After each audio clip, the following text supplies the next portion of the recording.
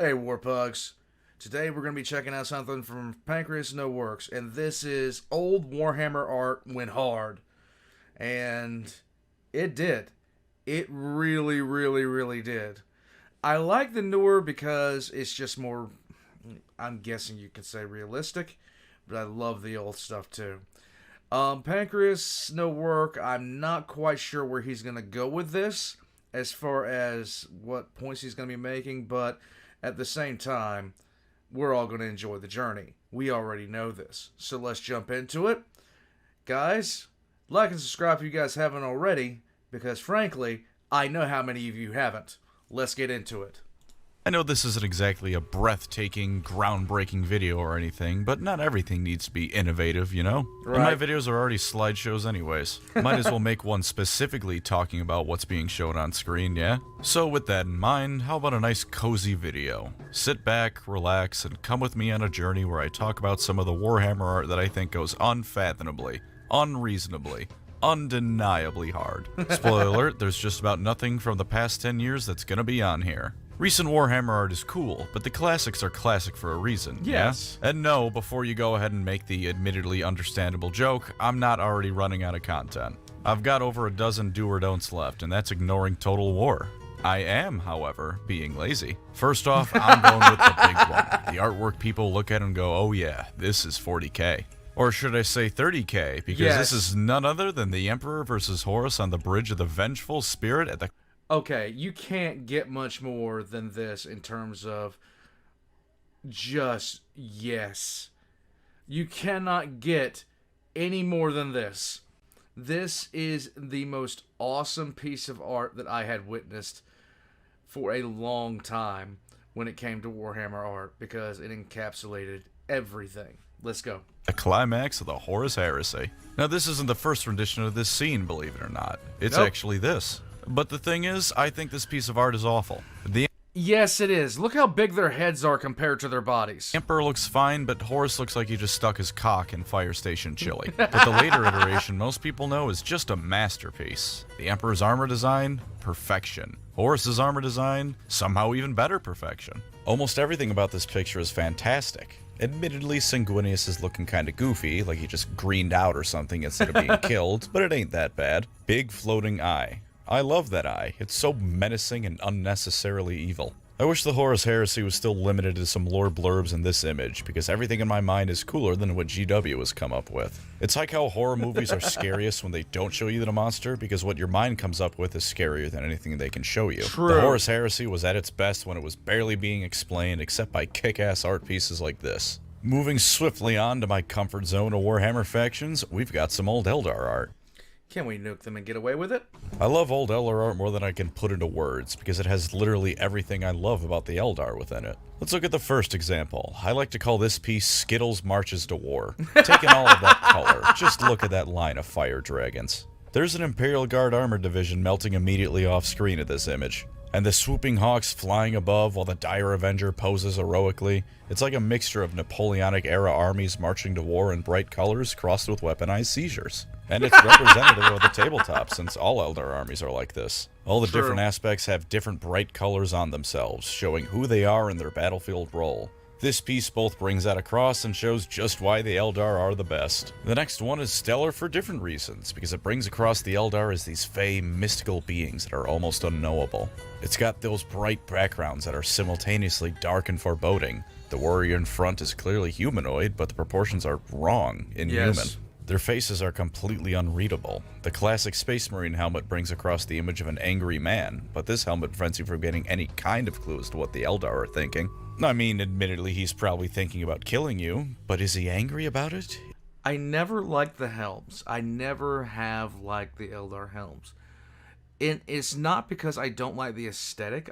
I am okay with the aesthetic, but they are monstrously impractical. Like, monstrously. In terms of, the Eldar are... Their whole thing is the fact that they're so much more agile than everyone else. Well, it's kind of hard to be agile when you got something the size of your torso sticking off the back of your head. Is he sad?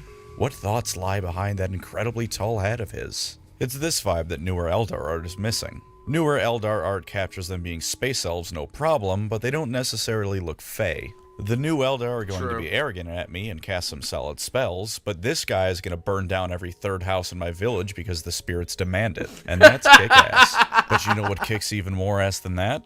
Whatever the hell is going on here. I am so glad that there's 2 giant mechs up front, because otherwise I would have no idea where to start with this mess. Let's look at that Imperial Titan. It's massive, bright red, has huge fucking laser cannons firing at everything and nothing. Great. Right next to it is an orc pile of garbage that's got 50 different weapons and cartoon rockets on it, which are, funnily enough, firing more accurately than the Imperial Titan. Which, like, if you're an Imperial Titan, you're already this close to something, there's a problem. I always hated this piece.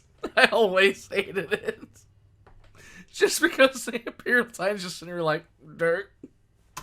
And everywhere else, I have no idea, dude, but it like, seriously, the Imperial Titan's just sitting there like, hey, you guys! Looks like the coolest shit ever. And the towering hives in the background really add that 40k touch. They're not just fighting in an empty field, they're fighting atop a planet-wide city that's probably 10,000 years old or more. And you can probably guess one of the themes of the old artwork I like based on this and the last one, but I just love the massively colorful art pieces of old Warhammer. This one has damn near every single color of the rainbow in it. Blues and purples in the background, bright yellows and reds for the titans and vehicles. You've got greens and dark black shadows, and overall, this kind of art remembers that Warhammer can be colorful without losing its vibe. Sure, it's the grimdark future, everything sucks and everyone hates each other, but at least it doesn't look like an FPS from the early 2010s. But lest you accuse me of simply being attracted to shiny colors, look at this masterpiece of Eldar art. It's completely black and white, but still amazing. Although I think this is 2 pieces put together, but it's a single image on Google, so I'm counting it as one. Once again, the Eldar are more fey than anything else in modern Warhammer artwork. There is some Greek influence among the Eldar, especially with the helm on the dude on the right, but also something that makes them distinctly non-human. The towering spires of the craft world that juts out into space are very elven in style.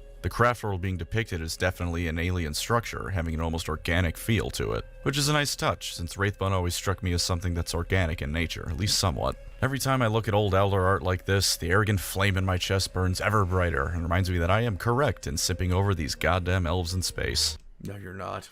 You're just not correct at all on this. You're incorrect in this. But no video on Warhammer art can fail to include the Crimson Fists, portrayed in none other than Rogue Trader itself. It's got more color than none, but it's still pretty toned down in appearance. But who cares? This artwork doesn't need bright color to be amazing. The Crimson Fist's default state of being may be fighting a last stand, but by the Emperor, do they look good doing it. And the beakies, I don't know why. I think this was the first time I'd ever seen the beakies.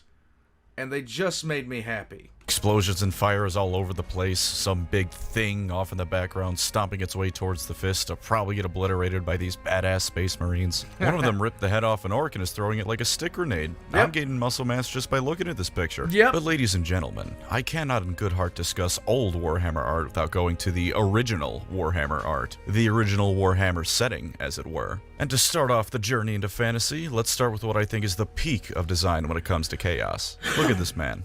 Look at him, Chaos Space Marines, and despair, because you will never be as cool as this man, and he's just standing there. Just standing there atop a mountain of corpses that he presumably built body by body, and behind him the sky itself is burning with the power of chaos. Just being within 5 feet of him warrants a tetanus shot. Look at all those literally goddamned spikes.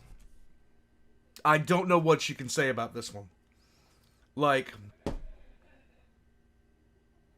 this, okay, this thing made me just like, this and things like this, when I first saw Armin's armor, I was just like looking at it like, what in the absolute hell? It's just awesome. I don't care that it's, yeah, he's a heretic, we'll nuke him. I'll take his armor, purify it, paint it different colors, and wear it, okay? Because it just looks awesome. And of course there's skulls everywhere. Skulls on the spear stuck in the ground, skulls on the banners, metal skull on his kneecap, and I haven't even discussed his weapons. He has 4 of them. Look at that. A massive lightning-covered sword, an axe that could probably saw through reality itself, and 2 daggers strapped to his waist. Well, I say they're daggers. That's probably a long sword for people like you and me. And everything I just said applies to this next piece as well, only there's even more Chaos Warriors. Props to this guy especially. Look how excited he is to be here. Right off screen of this artwork, the single coolest thing you've ever seen in your life is either happening right now or has just happened. You know that joke about 40K where you need 3 hours to explain the bare minimum? Well, Yes. this is the exact opposite. Show someone this image and that's all the explaining you need to figure out what these guys are about. But you know me, I'm no chaos simp. No. See, that's the easy thing about Warhammer Fantasy. You go back to this image right here, and these guys are very simple to explain. They are essentially Vikings who worship dark gods, wear ridiculously heavy armor, and beat people to death. There's your chaos. All the explaining you need to figure out what these guys are about. But you know me, I'm no chaos simp. No, I am firmly on the side of Sigmar's Empire of Man, and this image is the end-all be-all of Imperial artwork. Towering in the background is some eldritch horror beyond all comprehension, and on the left of this painting is an army of regular, plain humans who could not give less of a shit about it. You may say all that stuff about the guard holding the line, but they don't do shit. All they do is die so the Space Marines can come and save the day and have it be extra tragic when they barely make it in time. But the average Empire State troop? He looks at the demons of chaos, such as this great unclean one in the background, and just says square up. And then he wins. With nothing but faith, steel, and gunpowder does the Empire State Troop win the day, and this art piece shows that in spectacular fashion. And oh ho ho, is that who I think it is? Flying on a mighty griffin, wielding a weapon that glows with a holy golden light while regal plumes wave in the wind behind him? Yes. Oh, I think that is none other than Karl Franz. Yes. You know what? Screw it. Here's a collage of Karl Franz art. Is some of it newer and from Total Warhammer? Yeah, so I am breaking the rules a bit, but great art is great art, and there's some older classics to be found here. Just phenomenal, that Karl Franz. I'd bear his children given the chance. Have fun with whatever mental image I just put in your head. No. This next little category is also breaking the rules a bit because it contains newer artwork as well, from Age of Sigmar even, but it goes harder than almost all other Warhammer artwork. And this category is literally all pieces of art Nagash is involved in. This dude has yet to be in a single bad piece of artwork. Him looking like an old goofy lich? Bam, he looks awesome. Him when he was still a human from not Egypt? Boom, he's looking great. Him towering over a damned great unclean one and an entire army of Nurgle demons? I almost understand the appeal of NFTs now with this thing. I wish I could say I owned this. There's only a few guarantees in life. That's not bad. Grass grows, the sun shines, the scout hurts people, and artwork of Nagash is almost completely unrivaled. Very nice Team Fortress 2 reference. Next banger piece, some high elves. I like elves. My next video... Now, his neck must really, really hurt. Because that physically hurts my feelings just looking at it. It was on the High Elves, this is no secret. And while I don't know if this is Tyrion or not, I do know that this man's jawline is immaculate. Gilliman must have taken some notes from this guy. You've got what I presume to be some white lines of Christ back there, and the rest of the elves are this sea of ephemeral beings that are almost made of starlight. That was the most elven thing I've said on this channel by far. But though fantasy is objectively better You've gone further than that. You've gone a lot further than that, Pancreas. than 40K, I can't say that it has the best piece of Warhammer artwork ever created. No. That goes to a depiction of how Space Marines used to look in the earliest days of Warhammer. Oh, God. Ladies and gentlemen, I present to you the piece of Warhammer artwork that goes harder than anything else ever My heart is gonna hurt seeing this. conceived. Look at that. This is the coolest picture ever. You got the background, a whole bunch of pipes and machinery that you can only imagine the function of. Bottom of the picture, some dude's skull is straight up flaming like Ghost Rider. He's very dead, but he's cooler in death than any of us will ever be in life. I seriously thought this was gonna be a different one, honestly. But even he is nothing compared to the single most 80s character to ever exist. Yes. The Space Marine that's front and center of the artwork. Look at this beautiful bastard. Oh my god. His pose asserts pure power. His kneecap is coming up to his goddamn mouth because he is ready to spring into action at any moment as he climbs over the mountain of God knows what he's standing on. I love the fact that the beaky has a racing stripe on it, as well as the fangs, the teeth that you put on A10's nose. His weapon pointed directly towards the viewer because he knows the first rule of gun safety is to have fun. His left arm, who knows what this pose is, but I'm intimidated just looking at it. His helmet, a beaky, the best kind of helmet. It even has a shark mouth painted on it. Absolutely spectacular. And beyond all else, the thing that would make this picture great, even if you took everything else away from it, is the fact that all of these Space Marines are Ultramarines wearing cool guy sunglasses that are built into their helmets. These aren't the Adeptus Astartes, the warrior monks of the God Emperor of mankind. These are Space Marines, power-armored cops in space, here to tell you why drugs are bad and Tom Cruise is awesome. No. Absolutely spectacular. And, yeah. Here's a nice interim video talking about artwork. Don't really have much to add to it beyond this artwork is cool. I wish GW kept making more stuff like it. Their old art just had a certain feel to it newer art can't match. Yeah. Maybe the newer stuff is more consistent or smooth or whatever artistic term you want to throw at it, but the old stuff just hits different. Thank you as always to my wonderful channel members. This video I cannot think of a stupid end joke to end on, so I'll just leave it at thanks. Truly. If you'd like to support the channel, feel free to subscribe or become a member. Let's get Either to the way, end thank you here. for watching. You're not viewer, because there's no way I'd forget about McCrog's fight about this one, didn't you? Fear not, viewer, because there's no way I'd forget about McCrog's finest dancers. Look at those elegant moves, how even a still image portrays how smoothly they glide across the dance floor. That guy back there, maybe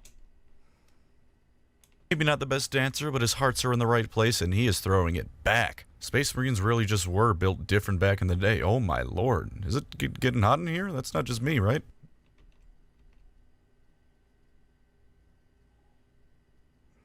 Shout out to Ronald Reagan.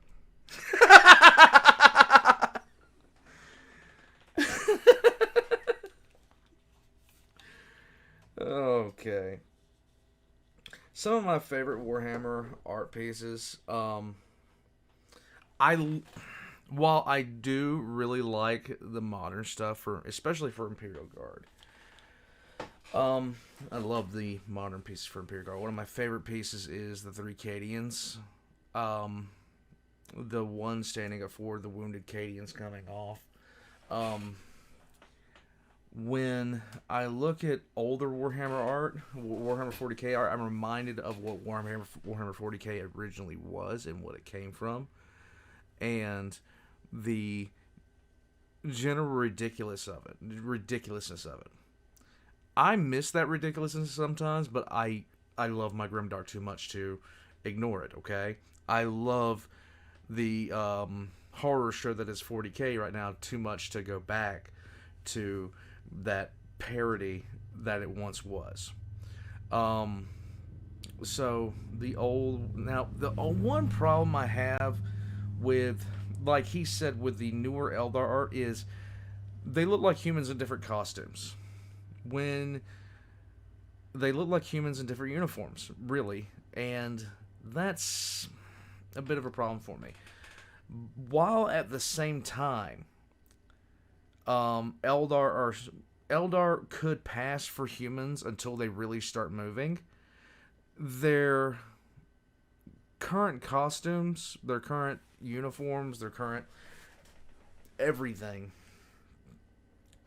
there's not enough to them in terms of otherworldliness, and they're depicted using very human poses and things like that.